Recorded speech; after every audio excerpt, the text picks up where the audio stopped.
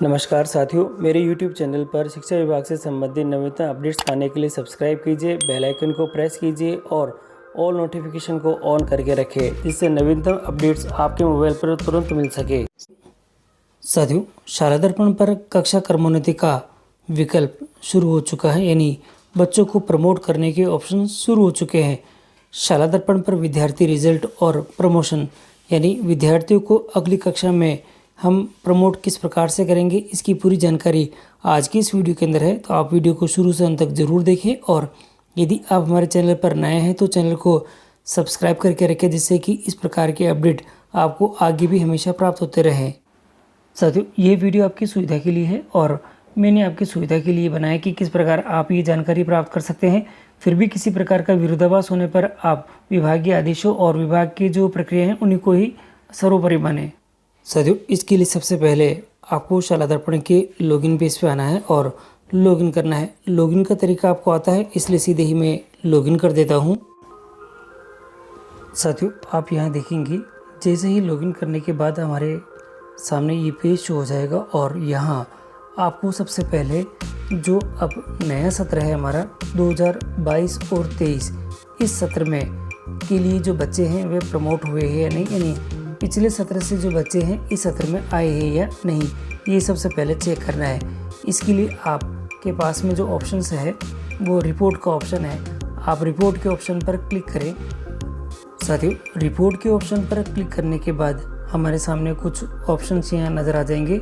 सबसे पहले आपको कक्षावार नामांकन देखना है कि जो इस सत्र का सत्र 2022-23 के लिए जो नामांकन है वह क्या है और उसके अंदर बच्चों की स्थिति क्या है, वो प्रमोट हुए हैं या नहीं, यानी पिछले सत्र के बच्चे प्रमोट होकर इस सत्र में आए हैं या नहीं।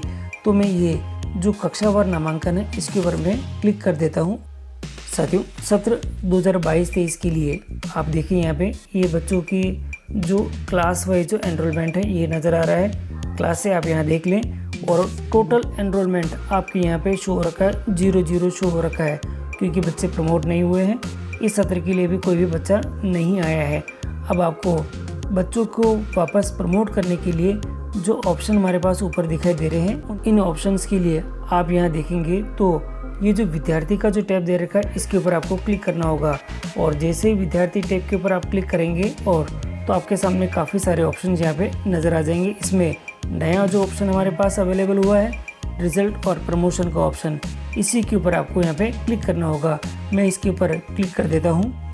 साथियों, रिजल्ट और प्रमोशन जो ऑप्शन हमारे पास में अवेलेबल हो चुका है, इस ऑप्शन के अंदर सबसे पहले एक नोट आ चुका है। यहाँ देखें, ऐसे बालक बालिका जो लंबे समय से विद्यालय से अनुपस्थित चल रहे हैं, शाला दर्पण पोर्टल पर अगली कक्षा में प्रमोट करने से पूर्व इनका उचित मॉड्यूल के माध्यम से नाम पृथक करने की कार्रवाई आपको करनी होगी। और नोट दे रखा है, इस मॉड्यूल के द्वारा आप 30 सितंबर तक विद्यार्थी को प्रमोट कर सकते हैं। और आपको यहाँ पे सत्र सेलेक्ट करना है। सत्र आपको 21-22 रखना है। मैंने कक्षा 1 ली है और सेक्शन 1 करा है और अब मैं यहाँ पे गो कर देता हूँ। साथियों, यहाँ देखें आपने जो सत्र सेलेक्ट कर रखा है, क्लास मैंने सेलेक्ट कर ली है और सेक्शन यहाँ पे है।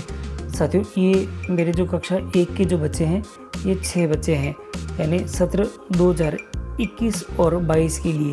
साथियों, सत्र 2021-22 के लिए जो मेरे 6 बच्चे हैं और इन 6 बच्चों के लिए जो नेम और डिटेल्स यहाँ आ चुकी है और यहाँ पे एग्ज़ाम रिज़ल्ट आपके सामने यहाँ पे शो हो रखा है। यहाँ लिखा हुआ आ रहा है प्रमोट है, परंतु आप यहाँ पे चेक भी कर सकते हैं कि किस प्रकार के ऑप्शन हमारे पास में अवेलेबल है।